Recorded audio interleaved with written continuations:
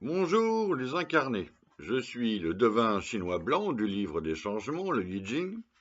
Bienvenue dans l'unité de l'humanité en portrait énergétique où je vous transmets cette connaissance sacrée et vivante. Puisque tout est énergie, aujourd'hui nous allons parler de l'énergie 56 du voyageur Sylvain Tesson qui est né à Paris en 1972. L'énergie 56 voyageur est composée en bas de la montagne et en haut du feu.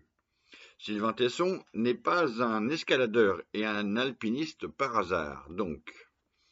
Je commence par vous donner ma liste de devinettes des personnes qui vivent ou qui ont vécu dans cette énergie 56 voyageurs. Jules Verne et Paul Claudel, Stevenson, Rilke, le philosophe Keyserling, Henri Michaud, Kerouac, Bernard Lavillier, Manu Katché, Emmanuel Béard, Anne Givaudan, Alexandra David-Neal et Priscilla Telmont, avec laquelle Sylvain Tesson a voyagé, a eu une aventure, et ils ont écrit un livre aussi ensemble, La chevauchée des steppes, donc c'est en Asie, en 2001, livre écrit ensemble. Donc Sylvain Tesson est un écrivain voyageur, devenu connu, qui vend beaucoup de livres, poète, romancier, nouvelliste, essayiste et animateur radio. Dans l'étude du jugement, la seconde sentence indique voyager, présage, ouverture. Donc ça parle du fonctionnement ou du processus créatif de cette énergie et donc de lui. C'est donc un écrivain voyageur qui effectue son voyage, écrit en même temps, prend des notes pendant le voyage et après le voyage construit son livre et édite ensuite. Par exemple, il effectue son premier voyage en 1991 en traversant à vélo le désert d'Islande.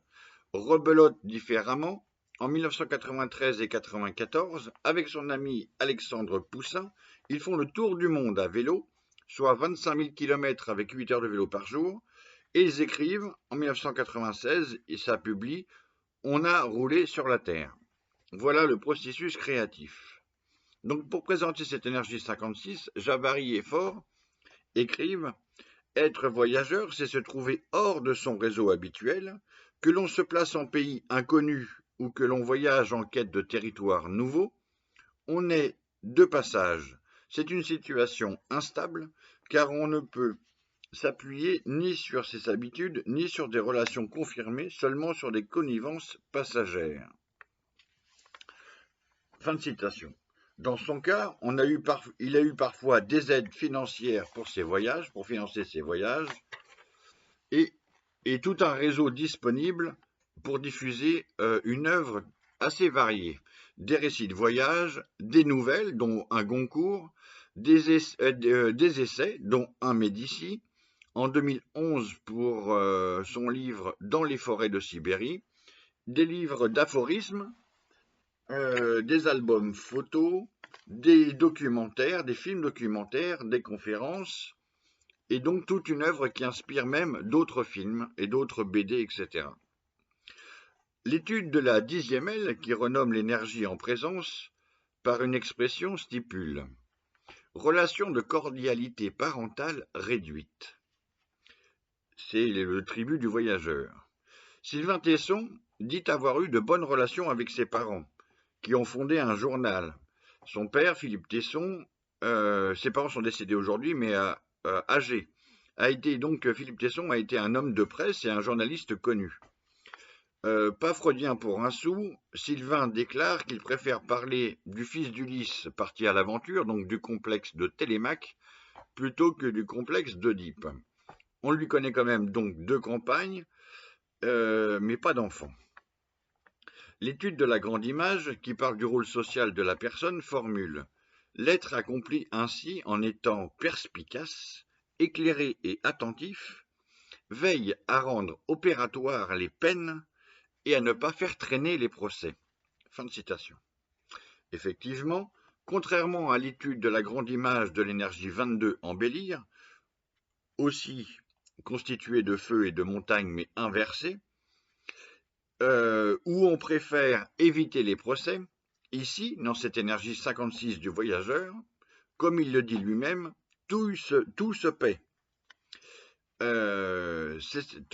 Donc, il a ce caractère affirmé. Sylvain Tesson développe donc un discours critique et tranché sur la société et sur l'actualité, dans ses voyages aussi.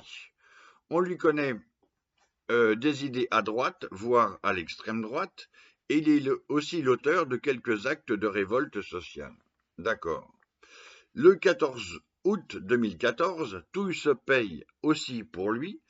C'est son accident alcoolisé, une chute de 10 mètres, 26 fractures, 6 mois d'hospitalisation, une année de convalescence pendant laquelle il parcourt les escaliers de Notre-Dame de Paris pour se remettre en forme, afin de repartir en voyage, se motiver et traverser la France à pied.